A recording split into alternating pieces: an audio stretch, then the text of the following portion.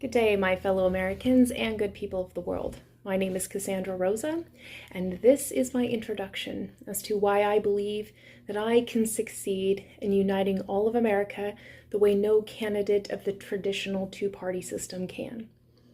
Firstly, ambitious operations often present themselves under great names in order to guise what they're really about. Those names are a way to keep the categories of factions and keep things and people, as well as their ideas, separate in a way that can easily wedge divisiveness between distinctions. Doing this all in a battle to distinguish who is better and what is best. Each name carries a weight of legitimacy, often reputing its agency over years of its development, and so by its very name, its reputation precedes it. This weighs heavily on considerations of actions by those who identify with or identify without such labels. Often, those involved with one label or another are unable to break away from the passion-knowing pride of its distinctions. It seems to many that never more so now in all of American history has there been so much passion on both the Democratic and Republican sides. So much so that even when one side puts forth plans which bring the nation together on matters of importance to the mutual interests of bettering the nation's standing in the world and improve the nation's standing in the eyes of the people in terms of how the government affects positive change in their lives, such initiatives are staunchly supported or haughtily rejected within the currently distinguished social ontology of opposing side versus our side. Now, this stance of opposition on both sides all but guarantees that any efforts from one side will be undermined and invalidated among proponents of the other side, whose prerogative is solely focused on advancing their party ideals and positions within government to implement those ideals. So what is next to be done, now that it's clear that no real progress can be made while the country is being pulled apart at the seams by polarized stances? These stances are rendering the government ineffectual in its purpose and not able to be held accountable to any of the failures when they fail to serve the people. Now, I believe there is potential in offering a purpose-based identity for America with a sense of direction for the people to move along with, which offers a better deal than what is currently being offered by the major political parties. An offering for humanity to become a success together for a change, right?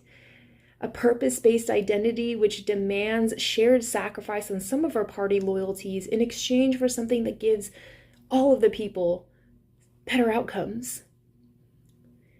This is an interlocking of personal ambition with social cohesion to produce diverse domestic society with civic virtues and moral legitimacy.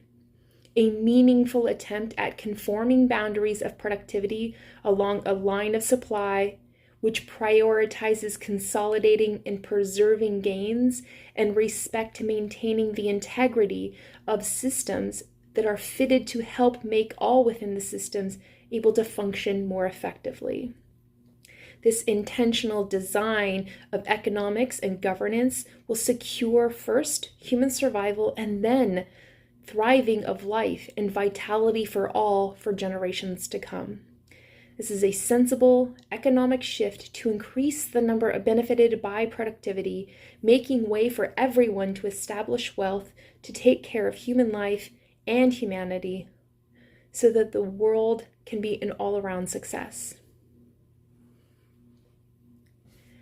This offering is to give America the identity of stewardship, to allow us to become responsible for the duties of stewarding people, humanity, civilization, and planet, to make sure that we conform within the planetary boundaries in terms of how we live and how we go about growing and expanding and producing and consuming, and how we interrelate with one another in terms of respecting the fact that we are all interconnected, we are all one people, and we all share one destiny here on this planet.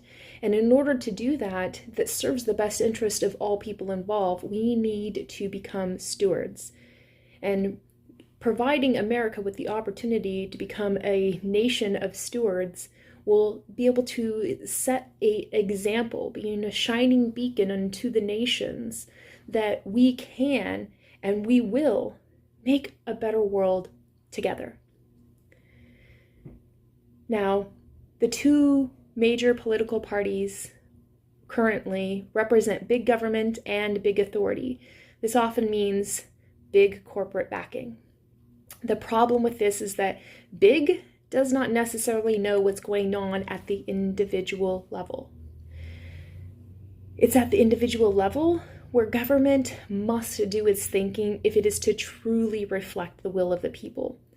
The founding fathers even understood the power of the individual, and so they enshrined into the Constitution by amendments in the Bill of Rights the fact that the people themselves are the greater authority. In all of nature, it is self-evident that the greater authority is followed naturally. So from here, the path is clear. Government of the people, by the people, for the people, existing at the individual level will make for the most effective, efficient, naturally occurring governance.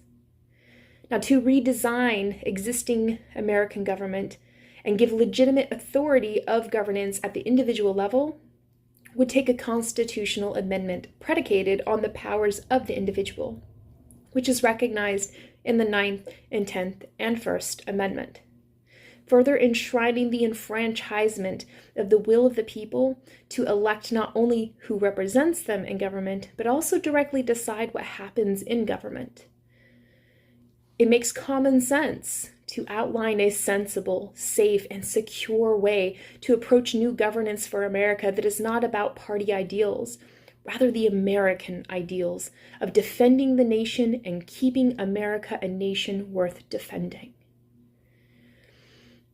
And to make provisions which reflect the American people in politics to address our common problems and enable our independence. Such a common sense agenda seems to align beautifully with my ultimate desire to be one of the leaders of the free world, to build an empire, an entire reflective empire, a tender and compassionate and sympathetic empire of potentials, so that the individual can achieve gains and make it accessible to everyone. This is a presentment of an opportunity for mutual benefits, for mutual securities within our nation, so that we can also do what's right to benefit humankind and the planet. This is proposing a collective endeavor to empower people rooted in independence and self-reliance, and fostered by a community of supports which keep people fed, safe, connected, and housed. Mobilizing people through entrepreneurship at their level and on their own terms will give us a means to ensure that people become self-reliant, self-determined, and dependable partners in the making of a society where people are incentivized and encouraged to become stewards of their own lives, their own homes, as well as stewards for humanity, communities, civilization, and the whole world. Not a socialistic hand up or a communistic hand out or some impossible capitalistic chance at a big break. Rather, benefit from opportunity upon a fair shake. So what is fully at stake? Well, there is a pervasive system of untruth in the world that is causing everything not of genuine integrity to break down. This system of untruth is one thing, the one thing that we must intentionally separate ourselves from so we can break through to a place where we can stand up to it. And from that space, create a greater foundation of integrity to rebuild upon. That building is done for establishing and propagating a sustainable stability that will secure for everyone involved a better, more positive future for anyone who so desires to belong to it, with a sense of shared integrity, courage, strength, and identity. Now, there's a threat when we misplace trust in an unworthy leader, those who would influence the course of life for free and independent people. I once read something and it resonated with my understanding of this threat, and I share it here, unsourced, unedited, or edited for brevity and clarity so that I can distinguish the spirit of intent behind my reason for sharing it here and now. All authoritative leaders have cults of personality, meaning they propose and position themselves as legitimate influencers that have amassed an all-powerful reputation, which insulates them from consequence and makes them the envy of those who exist outside of the influencer's little pockets of thriving. When these leaders seek to position themselves in ranks of influencing national, international, and global policy, they present their way of doing things as the only solution possible to solve the ills, which are mostly just a lacking coordination. They suggest, I alone can fix it, and those who believe it as if that's the truth effortlessly begin to be moved to the beat of those false assertions and the invocations of baseless conspiracy theories, which make the harmless questioning of what is the truth into a dangerous denial of what is reality. Now, these influencers invariably situate themselves inside conspiracies as a victim of some deeply embedded plot ploy mechanization of a sinister state. There are precedents for such authoritarian leaders. Mussolini and Hitler are just two examples. Their weapons of choice, the use of lies, which takes place in a larger effort to turn the public against alternative sources of authority other than their own, such like independent legislative bodies, regulators, law enforcement, and the free press. As a matter of necessity to establish the authority of their influence, this authoritarian strongman tries to campaign to turn the public against the press, saying in one form or another that the press is not to be trusted because they are biased or bought and sold by shadow figures who edit any reporting to fit their whims. The authoritarian speaks out against the press, claiming to be the only truth teller against the establishment. And as the supporters of such a leader increasingly come to believe that leader is the only source of truth, the followers will become increasingly primed to believe the leader's claims, despite any evidence of lies. In time, as the leader requires, they will ask for personal loyalty to him to outweigh the rule of law, saying devotion to me is more important than the rule of law. This illuminates some of the profound shifts in American culture and society in present day by influencers who systematically legitimize structurally underpinning lies which undermine democracy and truth. Now, a worthy leader is interested in giving power back to the people. A worthy leader studies human history and human culture.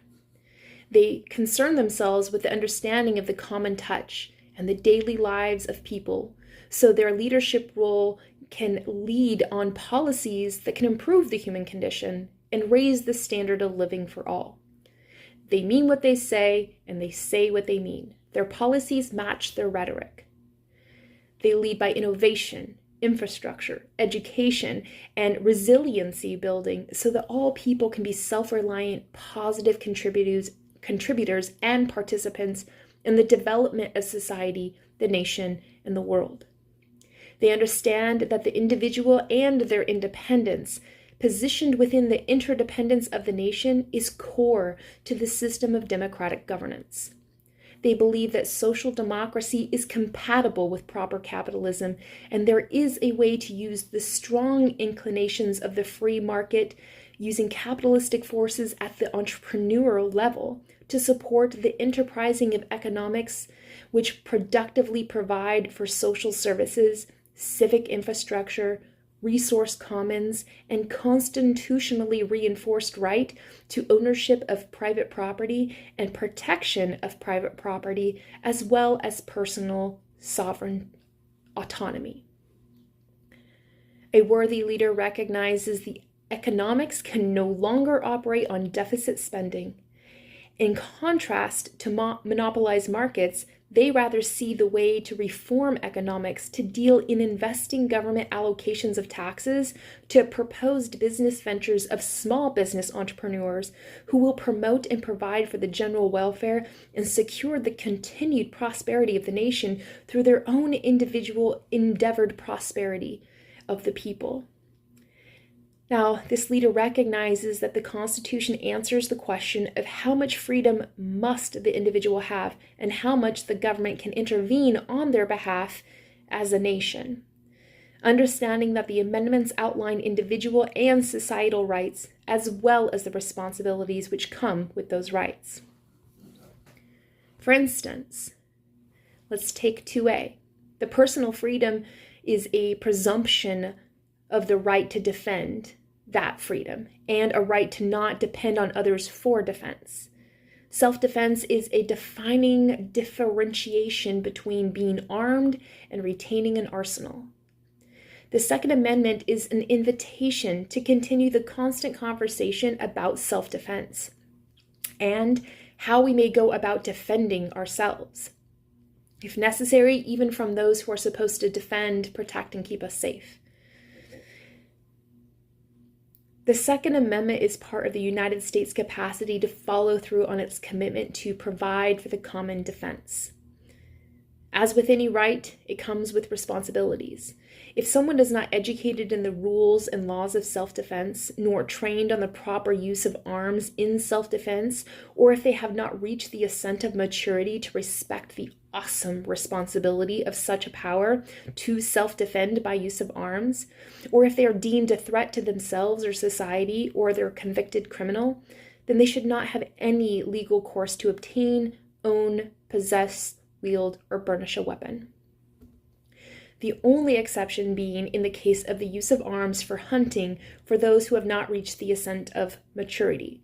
Underage individuals may use weapons to hunt wild game, while the explicit consent and chaperone of the legal guardian throughout all certifying training and any use. Ultimately, there is consequence to irresponsible gun ownership, including being held accountable to the fullest extent of the law if a weapon registered to you or to which you are responsible for is used in a crime. Ultimately, we need to disarm hate, and we need to provide for the common defense against those who would rise up in hate against us. Now, all trustworthy leaders think small and act big, and start small and think big. They work together in a mutual reinforcement with individuals and with the collective, with the person and with the policy. They understand that we have to understand the underlining aspects of our common humanity in order to realize the sociology behind it, which brings about the social ontology, the way that we live, and the narrative that we follow along with when we're socializing that way of living with one another, and follow through on creating policies that can reinforce the limits and the bounds and the opportunities for growth and expansion within that set of conditions, which is always ever evolving and changing. It was the one thing about the Constitution which was so important. These simple, basic concepts were meant to evolve with the people over time. Their interpretation were able to be expressed in different ways, befit the times. And so a true leader needs to understand where we're at, where we've been, and where we're going, and create policy that follows that and that's clear and concise enough so that people understand it so they too can follow along with it. And those laws need to have their ascent based off of necessity and their sunset based off of antiquated uselessness. A trustworthy leader, in their attempt to establish a recreation of our nation and a new beginning and opportunities, they understand there's no way to truly prepare yourself to become president. It's a position that you have to evolve and grow into over time. You have to learn from all your experiences, and you have to establish sources of knowledge and insight beyond your own, to which you seek out to be able to make a difference. You have to trust the diversity of counsel and decision makers at every level. They have to know among the majority there is going to be those who use their intelligence for good outcomes. And unfortunately, there are always going to be a number of malevolently intelligent actors who, given the chance, will create chaos, wreak havoc, and cause harm. A trustworthy leader is trusting and conscious and cautious. By the virtue of their trustworthiness, they are open and they're receptive to finding better alternatives than the current consensus, and they create space to work out resilience and discover best practices. They are willingly open to experiment with alternative standards so that superior methods and new models and operabilities can emerge. Now, in order to establish a leader, there has to be an election. And in order to be elected, one must campaign. To campaign is to reveal to the public how you will devote your energies to see that the people are all right, to understand that they're going to be okay, to make sure you got their back in times of troubles. And this campaign is to convince the people about the power of harnessing the potential of everyone so as to deliver on a promise of prosperity for everyone. This is an offering that people to have kind of a recipe for a better life with opportunities that are different than being offered by other potential candidates. A campaign is about engaging the people with new ideas about how we can go about contributing and participating to society and optimize the improved efficiency of our providing for the means and the modes of opportunities so that individuals can actualize for themselves a life of dignity, worth, vitality, stability, and security.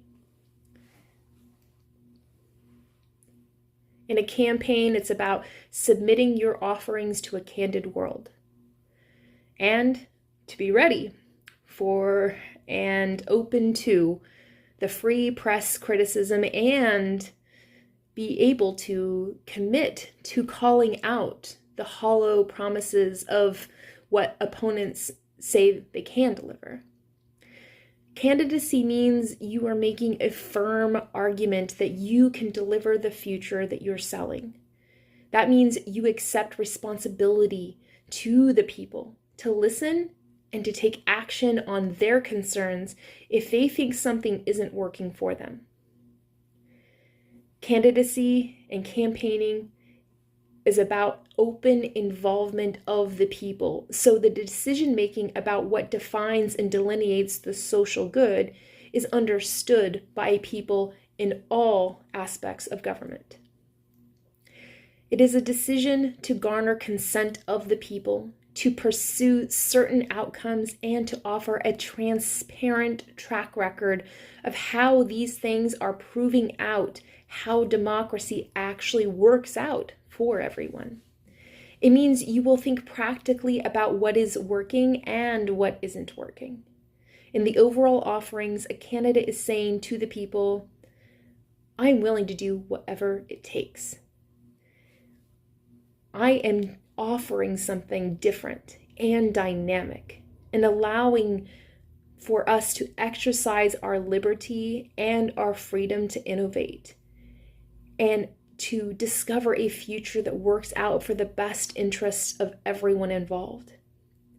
With a firm understanding, of course, of human fallibility and the chance that we may not succeed at everything we try.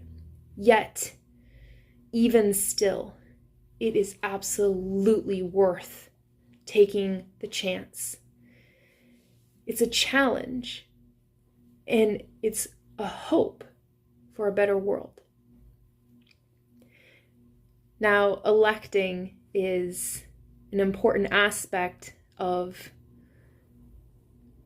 government, and when we elect someone, it's not just about the policy, and it's not just about the political party, it's also about the person. And when we are electing somebody, I always have a few questions that roll through the back of my head. It's ask not what political party they belong to. Ask what is the fiber of their being, the quality of their ideas, the strength of their stabilities, and where do their loyalties lie? Now, there is a universe of money influencing America's elections, making them neither fair nor just because those with money have outsized influence.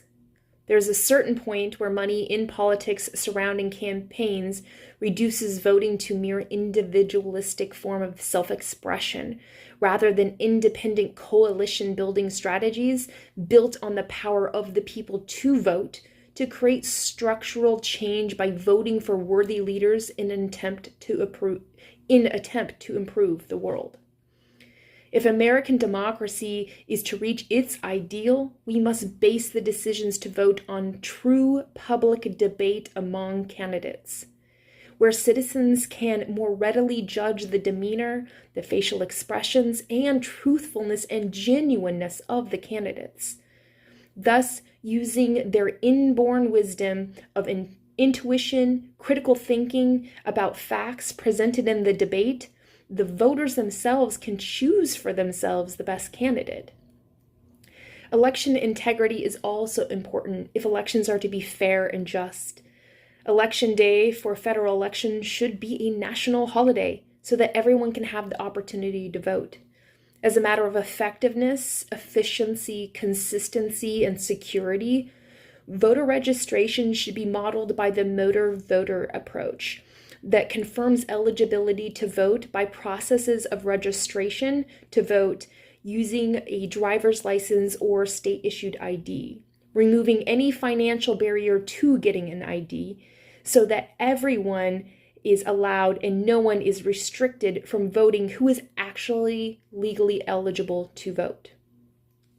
Then make way for processes of dropping ballots off at legal designated drop boxes on election day, or mailing in ballots in advance directly at the post office to be processed through a specially certified branch of the United States Post Office, which handles election integrity. and making this process uniform in every state for every federal election, effectively allowing voters to vote free from intimidation tactics or bearing harsh environmental conditions at polling stations. Voters make their selections over a period of time and send in their ballots, allowing them time to come, allowing those votes in time to come in and be verified and secured through secure channels and to be counted in a timely manner. Finally, in a good faith attempt to make sure that the election reflects citizen votes, there should be a citizen-only census count for representation and electoral votes. This could help us to ensure we have election integrity in federal elections. And now, understanding that our elections are just one aspect of who we are as a country. Free elections, the right to choose who is going to lead you, is a big part of freedom. It's a huge part of democracy, but it's not everything that makes up our national identity. America is much, much more. I once read a book which referenced the importance of national identity and national security and national stability. I share this unsourced concept, edited for brevity and clarity, to present in this spirit of intent for which I share it here now. National identity should not be concerned with stereotypical things that don't have any bearings on truth of who we are. And if the only way people can answer who are we is by referencing pop culture and political ideology, we have lost touch with reality. We need to open up about our national identity and start seeing the American people as real persons whom together make up who we are as a people. We need to seek to find out who the people are as a person, talk to them, meet with them, so we can open up a whole new understanding of who is the us in the US. As we begin to communicate with one another as a people, then democracy begins to take shape in our consciousness. Conversations about our national identity will decentralize our governance, making each of us more aware of our individual responsibility to govern ourselves effectively within a diverse society of equally independent individuals and equally dependent people of one nation. The more we democratize our national identity in this way, the more our democratic nation will make sense in terms of self-governed individuals. We need to emphasize self-governance because a non-hierarchical, horizontal, collective focus that connects people with other people and connects them with communities, towns, cities, and resources is what makes more sense in terms of balancing and sustaining a free nation.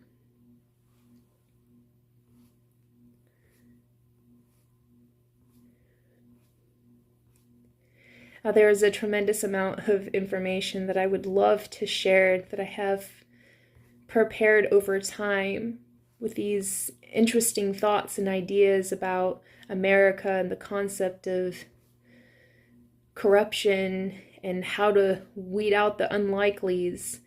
I'm going to save that to share for another time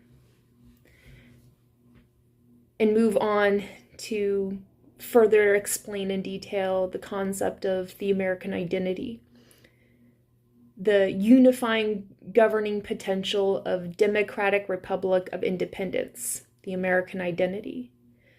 The American identity is a constructed sense of value shared among diverse populations of self-identifying individuals in what can be understood as a shared paradigm. This identity gives us faith in humanity, hope for the future, and support for people to administer together in an ever more healthy, sustainable, just, and peaceful, as well as honorable, integrated world paradigm. A paradigm to which we all belong, in coexistence as co-evolving humans, together making critical decisions of humanity and progress, with outcomes that go out omnidirectionally to affect change in the best interest of all involved. The underlying reality of action involving this paradigm and its policy makes gains of civilization against time. The proper intended use of policy is to embody the soulful depictions of our common humanity and the unifying factors of the human experience, so that it proves to us that we can give all people agency to realize every single choice they make has impact to elevate the human experience and accommodate everyone. Policy and paradigm work together to accelerate ways in mutualities for peace and slow down always in moments of time testing virtue. This also means that law and policies and practices which prove useless and antiquated have their sunset and give rise to those found relevant and reasonable to the necessities befit the times. The American identity stands for the pledge of all our individual actions in contribution to a future which works better than today, a mutual willingness to take on actionable, memorable, and meaningful effort to produce outcomes that build up our country so it works for 100% of the people here. A mutually invested interest in the actual concern to responsibly and compassionately serve the best interest of society as a whole, to make government and economy responsible to the actions of individuals so that everyone can live into the future in a happier, prosperous way. In order for America to live up to this potential and realize the original spirit of intent from its founding, life, liberty, and the pursuit of happiness must be designed into every facet of our lives and be extended with invite for all to participate and contribute to, including those who are committed to helping define and delineate social and civic ideals of America's values, and in the application of these through sensible social integrations with global implications. Ultimately, such a government is made for turning ideals into the choices that we make and the chances that we take to enterprise American identity for the benefit of all. Now, I believe that phenomenal economic, political, and cultural impact will come when we collectively produce the highest quality version of the American identity. America has the innate potential to thrive and prosper as a nation of unsurpassed vitality and to raise all Americans to a higher standard of living while raising up the prestige of the American identity higher than ever before within the span of a decade. But this will take work. By pursuing this ideal of excellence, America can model the extraordinary achievement of the United Nations Sustainable Development Goals while maintaining the American contribution to the global equilibrium within the planetary boundaries. America can do all this and become an inspiration to the world by becoming a nation of stewards. America can honor nature's value by formalizing the sphere of influence of nature into this coordinating system, including its contributing virtues of connectivity, so that we can combine nature's economical solutions into our own sphere of human-made influence, so that we can ensure they are working in consort, complementary cooperation for government and planetary paradigms. Nature is Earth's most incredible technology, and human ingenuity is Earth's most dynamic, powerful, and abundant renewable resource. Together, nature and ingenuity can co-evolve the earthly manifestation of universal consciousness. Understanding the special case circumstances and experiences that can bring this about, I believe that America can phase out general dissatisfaction in America regarding its government and enable critical fortifications of domestic self-reliance, along with cooperative international independence, to foster in perpetuity the continuum of a free world. Thus far in America's history, since its founding, the nation has made incredibly poor investments of its potential and human ingenuity. And those who identify with the American spirit, and those who want to help to lead the free world. America has unfortunately settled into this stagnant reality that disgracefully reflects all that we have learned and have yet to learn about freedom and human progress. It doesn't have to be this way, though, and it shouldn't be this way. The only way it's going to change is if we do something about it, something intentional. We have to set things on a better course for better outcomes. We have to get our hands dirty. We have to put in the work, the time, the effort, the energy, the attention, the devotion, the intention. We have to set our own house in order so that we can make sure that the rest of the world looks to us as an inspiration, no longer just a disciplinarian.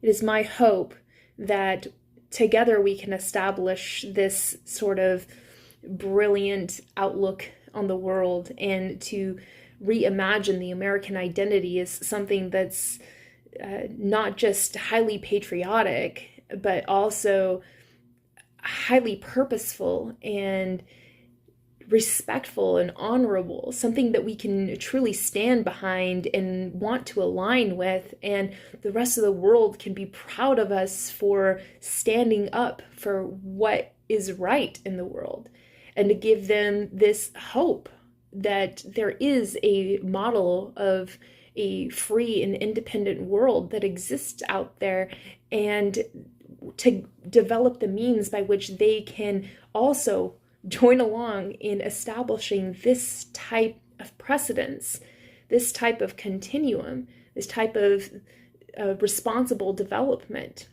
becomes more expansive and inclusive and responsible. So in order to do this, this is obviously going to take a tremendous shift in the current paradigm. And in order to achieve that, we need innovative government in an increasingly intelligent world. It is possible that a democratic, instrumented, scientifically informed, mathematically represented, integratively designed, artificially intelligent innovation involving inputs of all stakeholders of a nation on a continuum to inform the decisions of the current and future legitimate constitute head of the nation, or the president, can foster a truly free from human corruption way of government that is by the people, of the people, for the people. Governance is an ever-ascending question of what next needs to be done. Sound government utilizes an evaluation infrastructure to moderate activity, distill influence, and facilitate course of direction for outcomes in various degrees of activity between enterprising directives and innovation of intelligent systems and their applications, so as to comfortably, conservatively modernize society and advance civilization's progress based on the vital, statistic-critical, formulizable information garnered from the people's direct input and the direct input of authorized agencies. So what does that mean? Sound and proper government could be achieved by instruments of elegant mathematical coordination of intelligence in an isolated affair by the numbers, alloying the invisible reality of an uncertain future into a wisdom that informs engineered outcomes. An instrument to give decision makers critical information by informed insights of the people. Arranged as a utilizable blueprint to get more information that can foster better understanding among officials and public servants and the public themselves. Having the innovative means to take total inventory of data and project the weight of that data as performative information, we get a ratio of performance so we know what we are going to get out of it. With enough accumulated information, with its uses made publicly transparent, we can make completely different judgments because it will be more possible to identify any misinterpretations of significance made or substances to its applicability. By governing through keeping adequate track of total data, we will be able to say the information backs actions with incontrovertible, evidenceable wisdom for use in engineering outcomes which steward whole populations, the nation, humanity, civilization, and ultimately the planet.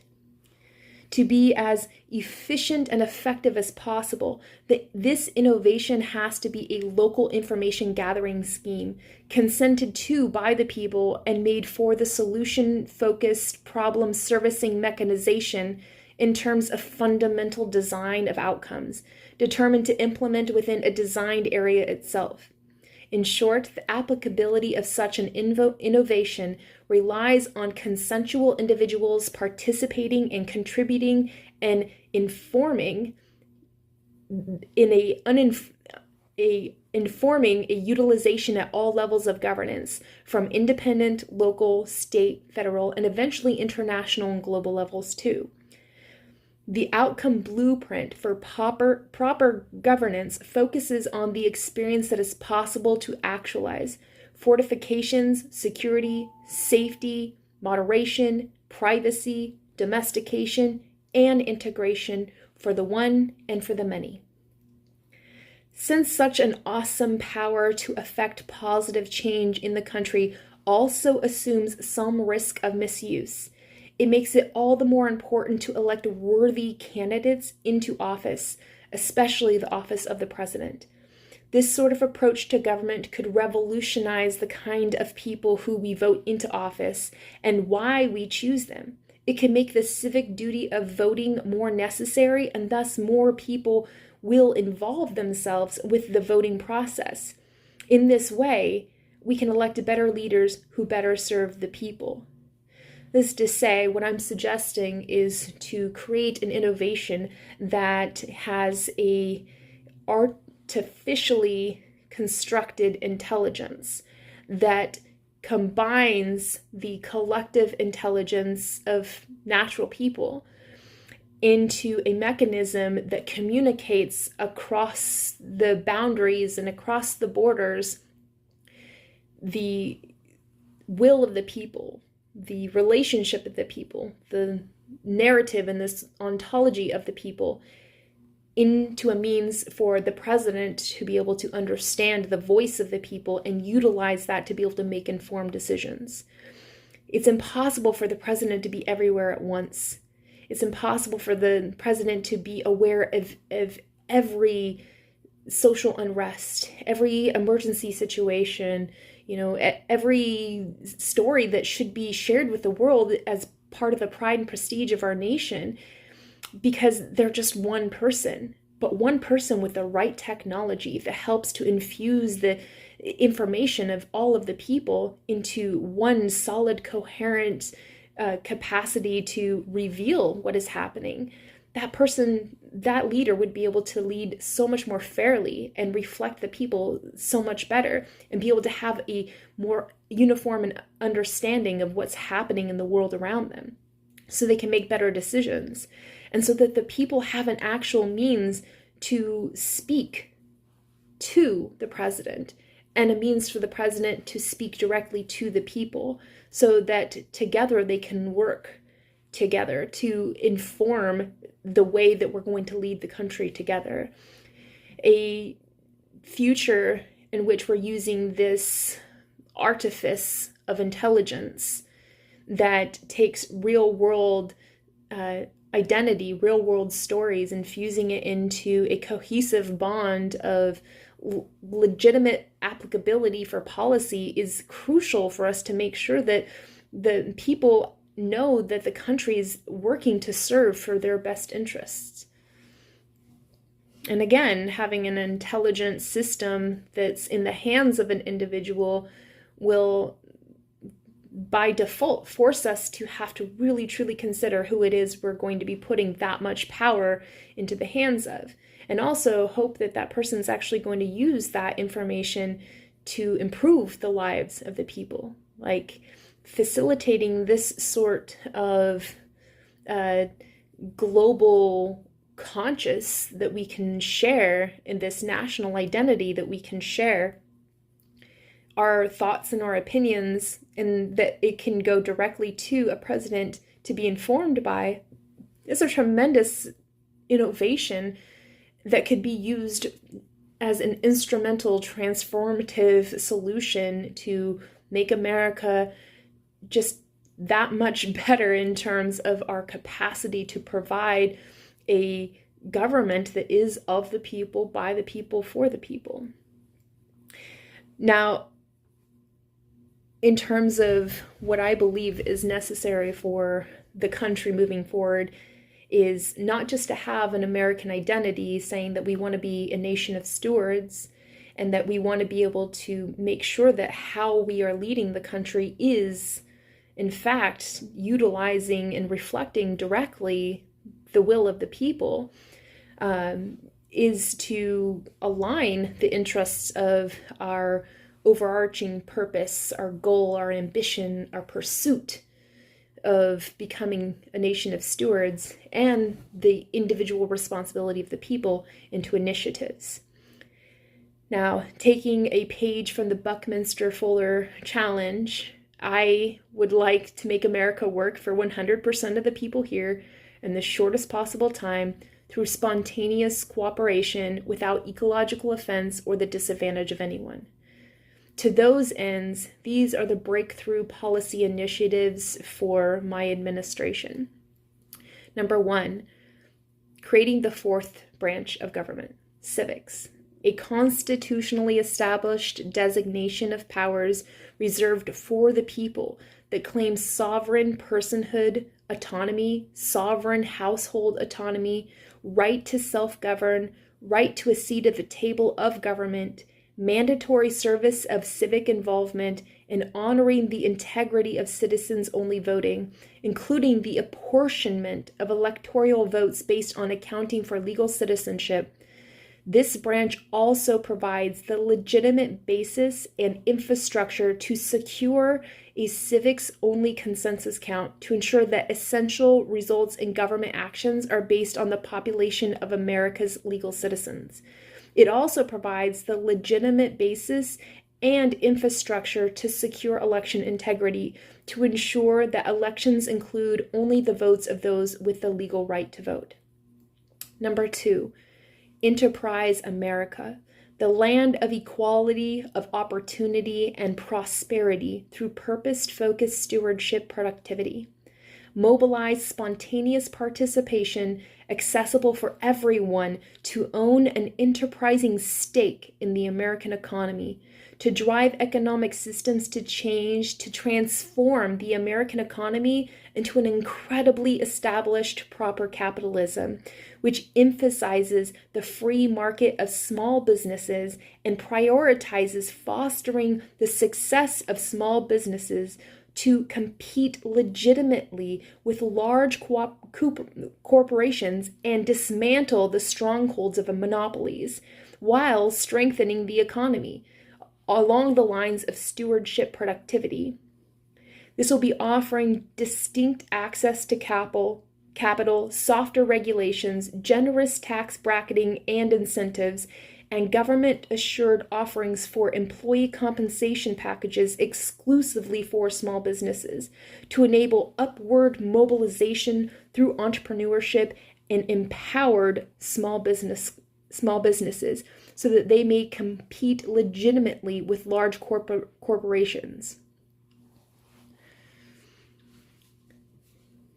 This diversification of the free market will distill the dominance of large corporations, and it will be welcome for all people to be an individual yet important part of like-minded communities where the goal is to share in the work of building resiliency into communities throughout America by interdependently cooperating in skill and service complementary ways to move everyone forward and up so the whole nation rises together to a higher standard of prosperity, liberty, and well-being. To make progress in America by advancing resilience through productive stewardship, work which brings joy through creating something of worthy value and an ever more healthy, sustainable, resilient, fortified, infrastructurally sound, innovatively developed, intelligently educated, just and peaceful America for the benefit of the world. Number 3, well-faring stewardship. In compelling interest of the national benefit and security, America will move to convert to a continuum of administration of national resiliency plans of well-faring stewardship. In acknowledging the immutable truth that none can accurately predict the future, we can only anticipate the challenges that lay ahead upon reflection of future potential outcomes in a scenario universe. We accept that nothing trumps the value of preparedness in an unpredictable world. Acknowledging the following very real and present dangers, we move to take on the practical and pragmatic obligation of well-faring stewardship. Number 1, destructive and debilitating natural disasters of increased frequency, duration, intensity, and variety. Number 2, the diffuse effects and runaway consequences of offending and or exceeding planetary boundaries that have the potential to irreversibly alter the habitability and livability of the planet as we have come to rely on it. Number 3, destabilizing, traumatizing, and debilitating consequences of warring factions, hostile powers, social unrest, breakdown of law and order, hooliganism, crime and grime in the streets, the decline of the tranquility, safety, and sanctity of the domestic home, depletion and increased inaccessibility of life vital resources. Number 4, demonstrable violation and harassment of life by the decimation of whole populations of people, animals, biota, and ecosystems.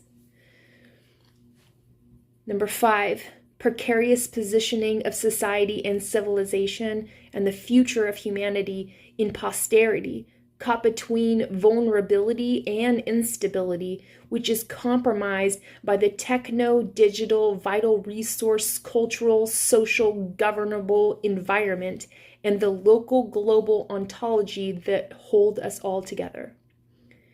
Now, to provide ordinary citizens with an additional element of protection in their lives, America must enact a stewardship branch of the armed forces in consort with the AmeriCorps to put protocols in place so that America is able to proceed in prioritizing security, resilience, and comfortable conservation in an ever-changing and uncertain world, with a joint mission to fulfill the intent of survival and maintaining a quality of life and peace of mind in any circumstances for America, and to help its allies do the same for themselves. Welfaring stewardship serves to help reimagine welfare, Social Security, disability, Veterans Affairs, unemployment, and understand they are all the same ends that can be achieved by the same means, and to provide for a way of life with a standard of living proposed to achieve life thriving for all in participation. Stewardship is also about working with nature and human progress to steward all life in a manner that keeps it thriving within planetary boundaries. This will be utilizing the aims at achieving the Sustainable Development Goals. Since no single theory provides a system suitable for all cases, stewardship will be divided into planetarian, civilizational, communitas, and humanitas stewardship tracks. Doing so as means to establish dynamic intersection of efforts and conjunction of impacts to traverse ever-widening areas to making a big difference from small acts. Proving that everyday people make a difference in the American economics and identity and our governance. Modeling how armed forces are not just about war and conflict. They provide for the common defense, which includes defense and resiliency building against a diverse set of real world and present dangers. And protection from those dangers we may not yet be able to perceive or conceive. Committing America's future to be about one thing above all else, the resiliency of our nation, to cooperatively provide for survival and maintain a quality of life and peace of mind in any circumstances for all of America, and to help our allies to do the same for themselves. Number 4, Gateway, the city of many golden doors. A symbolic city with real-world implications, fortifications, revitalizations, and innovations in intelligently mechanized systems and applications that work as an interoperable city of all cities, which provides golden doors of opportunity for cities throughout America, operating as a separately established common service provider of a fate-way theory of sustainable development and stewardship to improve public safety, livability, cleanliness, as well as industry and tourism allure. It is because the places we live determine our well-being that we must make them be made to be well.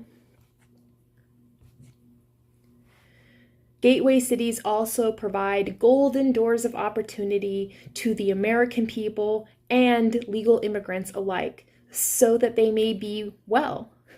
Gateway cities exist as an auxiliary city template modeling welfaring, operating as an organizational entity within the boundaries of cities and rural hubs to serve locally and be shaped by local needs and by those living there, to reflect, complement, and enhance the unique identity and social, cultural, infrastructural, recreational, economic, industrial, and historical offerings of each location.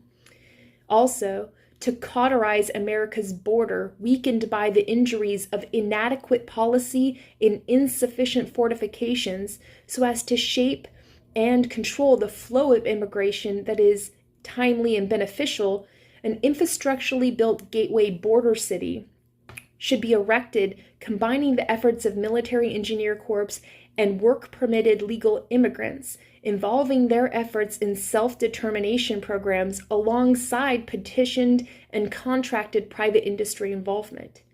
This would be a massive cooperative undertaking to develop out an expansive, welcoming, well-being fostering gateway city that spans the length of America's borders to channel legal immigration into secure ports of entry that welcome engagement and serve for the sustainable development and effectiveness of all gateway citizens or gateway cities.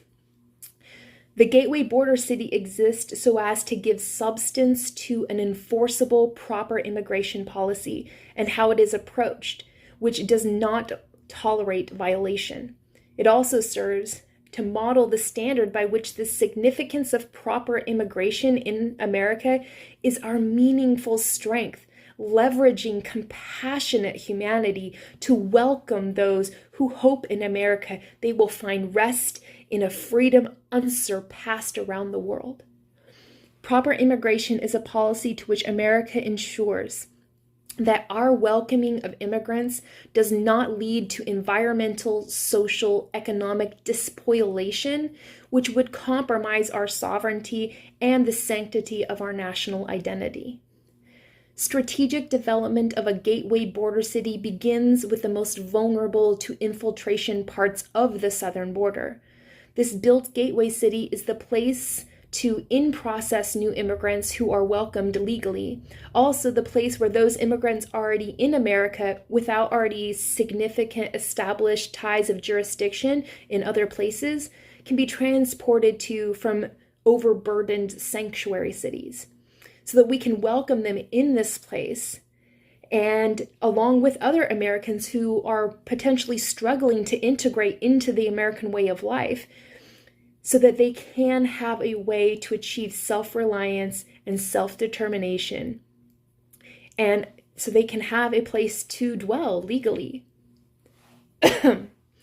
Those welcomed to this designated place are invited to begin programs to integrate into America in such a way which leads to their own self-reliance and enables them to invest into residing in America legally and in a state of well-being. Those welcomed are accommodated with housing, community service, school, and work, and means to accustom to and begin establishing integration within American cities, towns, and rural areas. Gateway cities offer a social mobility track, an immigration trek, an asylum trek, a citizenship trek, dreamers and doers trek, return immigration trek, and corrections trek, to accustom to and integrate into American identity. Gateway cities are a place meant to serve anyone, including immigrants or Americans, social welfare recipients, those who rely on public assistance, those fleeing domestic violence or gangs, those struggling to launch their lives and need a pathway to self-reliance, the houseless population, addicts, those with non-violent criminal records, veterans, those who seek education or skill building, those in need of interventions for their well-being and safety of themselves and others, those seeking a new chance at a better way of life, enterprisers, and of course, stewards. The social mobility track is available for anyone who could benefit from the supports in many areas, among which include addiction recovery, separation of ties and involvement with gangs and cartels, escaping and reestablishing life away from life-burdening, threatening, limiting prejudices or discrimination, achieving self-reliance, learning homemaking domestication, escaping and reestablishing life free from domestic violence, learning homesteading, establishing wealth building, garnering economic sponsorship, building up credentials and their education, establishing personal development, and to do startup enterprising, and etc. Also, anyone requiring support in readiness training and recruitment to become a public safety officer, first responder, wildland firefighter, or a service member of the armed forces. In this designated track, there is a reimagining of social service programs to economize support offerings, expand accessibility, and broaden qualifications to better serve more people with less bureaucratic and administrative red tape and costs. Also, a reimagining of education to consistently and intelligently educate people at every age and level in a meritorious system of curriculars which measures personal achievement and values that are just, fair, good, reasonable, and right. The immigration track to establish American version of immigration to be a prestigious, welcoming, straightforward, timely affair, and a source of pride for immigrants and Americans alike. To accomplish this, the immigration track is the only permissible course to enter America legally and to be recognized lawfully as an immigrant. This also offers a legal basis under immigration policy and procedure to reject entry and expel entrants. Entry into the immigration track database legitimizes an immigrant's presence in America.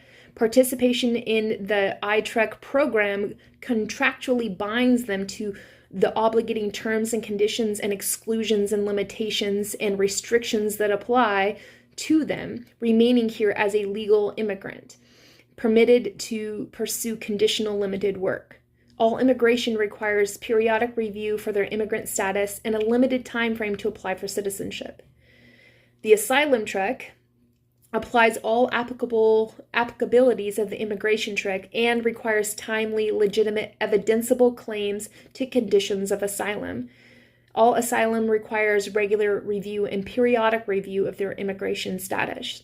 The citizenship track applies all immigration track applicabilities and includes domestic arts and science education, civic service obligation, formal education, and developing roots and culture and enterprise or employment in America. The Dreamers and Doers track, all applicabilities of the immigration track and expresses intent to remain in America, utilizing your skills, abilities, credentials, and talents to participate and contribute to American economy and the American way of life. The returning immigration track includes all aspects of the immigration track and expresses a desire for the individual to spend time in America to develop their own personal capacity to return to their own country of origin and serve to improve the circumstances there, utilizing the skills, talents, and resources developed during their time in America. The corrections track, a legally distinguished, narrow course correction to reform criminals through limited options, isolating liberties, reducing freedoms, and restraining privilege, social sanctioning, and term-limited confined in treatment, civil society reintegration protocols, and reform-based release, prohibitory probation programs, which reimagine the correction side of criminal justice to make criminals better people so that they can pay their debt to society in part through personal development and undergoing therapy, submitting to counseling, completing formal education, learning civics, and participating in and contributing to the fostering of safe civil society within their own correction campus. This is to reduce the incarceration rate in population that's in America, to establish a distinct course to redeem a criminal and proactively prevent and deter offense and repeat offense, to incentivize and promote life paths of non-offense for at-risk youth through mentorships from exceptionally selected, reformed, and released former incarcerated individuals, so that we can return to a non-violent, psychologically stable prior offenders into the productive class of America, living in accord with now civil society. And, most importantly, to make forgiveness a virtue in America's justice system. Number 5. This is an interesting one. I gave it an acronym. It's PEACED, P-E-A-C-E-D. President's Everything Assistant Coordinating Executive Discretion. A philosophied technology designed to be a personal AI to the president, providing various services to the president, facilitating a direct line between people and president, monitoring and documenting a single-sourced ongoing continuity between presidents, an archiver of the presidency, an editorial policy check and balance, a jurisprudent guide, a diplomacy builder, and a branch and department coordination and cooperation facilitator, a public relations and press reception innovation. And number 6, universal basic innovation. Wealth-building innovations provided to all citizens to incentivize their commitment and mutual pledge to the unity, prosperity, and sanctity of the United States of America. Number 7, mobilize advocacy movements for political, governmental, organizational, and social action that is widely disseminated and publicly debated on forums that invite the public to weigh in on the facts and make personal impact statements to get at the truth. Resting on the truth, support from public and private partnership is leveraged to give rise to a citizen-led push for meaningful legal change and change in the social ontology in America and within the government regarding anti-corruption, accountability, enforceability, protected rights, and justice. Government is about law, and law is about lessening the intractability of situations, and this will help. Number 8, dominion. The integral, perceptible value of American identity and independence, as well as the integral, perceptible value of self-personhood identity of individuals and their independence, representing our evolving stories as the many persons of one people of one nation in a socio-cultural, actual physical, and digital realms, preserving against that which would be to the detriment of the autonomous self-personhood of Americans, the American identity, national security, and the United States sovereignty, and the United States of America's sphere of influence, if we were systematically undermined, exploited, extorted, disintegrated, diminished, or destroyed by malevolent intelligence, nefarious actors, or foreign spheres of influence. This is to say that every individual must be themselves self-sovereign and insulary to the government to protect themselves from the government. And the government must be able to sustain its sovereignty insulary from other outside forces. Ultimately, the idea of personal dominion is that the government cannot infringe on the rights of the individual, and the individual cannot infringe on the rights of another individual. It's to create a self-sovereign state of being in mutual agreement with everyone, that we are able to live life, liberty, and the pursuit of happiness as we so fit, as long as we are not an offense to others. Number 9, I love acronyms.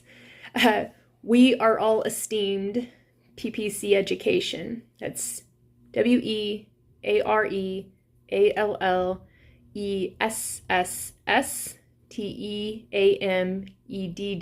PPC. What this stands for: Welfaring Ethics, Annals, Reading and Exploration, Anthropology, Language and Logistical, Economics, Stewardship, Sociology, Science, Technology, Engineering, Arts, Mathematics, Environmental Design and Domestication, Personal Governance, Political Governance, and Civic Governance. A reimagining of education is what I'm talking about, to consistently and intelligently educate people at every age and level in a meritorious system of curriculars that measures personal achievement in values that are just, fair, good, reasonable, and right. Teaching a wide range of topics, including readiness training in skills trades, all fields of study learned through rhetoric,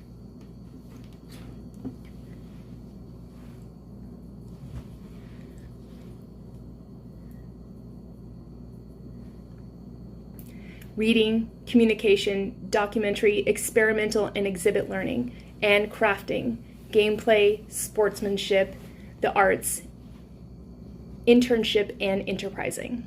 Teaching with intent to achieve a population educated by now relevant wisdom with the means to learn, adapt, and solve for tomorrow's needs, in providing for the best of all possible futures for America and those who will call her home. Administrable curriculum template for continuity and integrity in the common education of individuals through the discovery of their unique human intelligence and preparing their skillfully talented human ingenuity to be a vital resource asset in the co-creation and stewardship of an intelligently advanced future that works for everyone without the disadvantage of anyone. So what are we going to be about? Deeply inside every American is a burning enthusiasm to define what constitutes the American identity, and that lies as an often dormant question of what are we going to be about?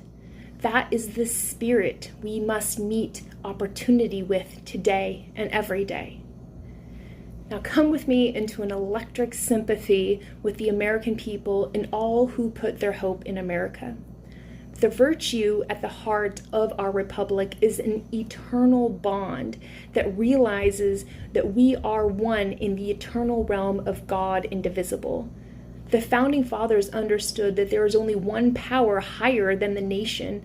The union of a sovereign nation is an indivisible God, not some romanticized or mythologized or theologized notion of a religious vigor or devotion, rather an acceptance that we all must yield to a power higher than our own. As a nation, the founders granted to ourselves the sovereign power that has no higher authority than the very power of creation and its creator. As a people, Americans yield to that power vested in our nation under God indivisible, so that together we may wield a power to govern ourselves all equally. America's sovereignty is made possible by the collective sovereignty of the people, who each wield their own power to self-govern, preserve, protect, and defend the sovereignty of all other persons, and to submit to the higher sovereignty of the nation to which they all pledge to belong. Now that we know where our devotions lie as a republic, we must understand what is the cornerstone of American democracy. Our union is a faith in the authority, legitimacy, just and fair organization of democracy. Democracy can't be pointed to as an object or an image, though it is symbolic. It is something that can't be seen with the eyes. It must be felt with the heart and understood with the mind. It is an invisible, undeniable reality that would have us believe that a public with vested powers of sordid interest, forged by the structures of a multi-branch government and animated by law and commerce, can perform great works and yield a free world.